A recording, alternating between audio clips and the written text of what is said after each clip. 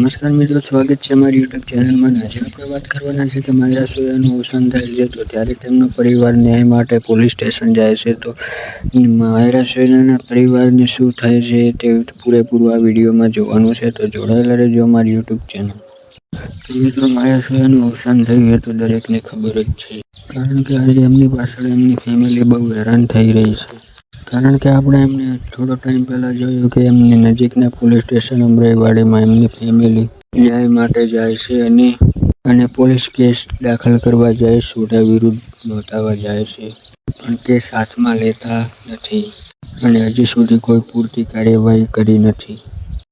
તો આજે એમની પૂરેપૂરી ફેમિલી ન્યાય માટે આમથી આમ ભટકી રહી છે, તો હજુ કોઈ પણ ન્યાય માટે પગલાં લેવામાં નથી આવ્યા.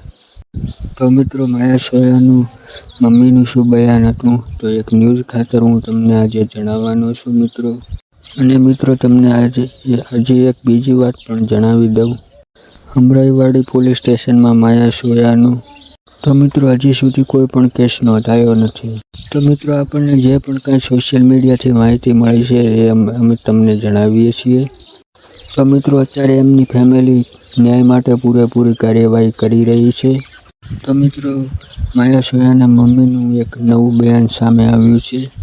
તો મિત્રો, એમને એવું કીધું હતું કે મારી દીકરી આ લાઇનમાં જાય છે એ મને બિલકુલ ખબર નહોતી. તો એમને ખબર પડી કે મારી દીકરી અફેરમાં છે, અને એમની દીકરીએ પણ જણાવ્યું હતું કે મારે જયેશ સોઢા સાથે અફેર ચાલે છે, અને તમામ પોલ ખોલી હતી અને મિત્રો, જયેશ સોઢાને પણ તેમના મમ્મી અને પપ્પાએ એમને ત્યાં બોલાવ્યા હતા.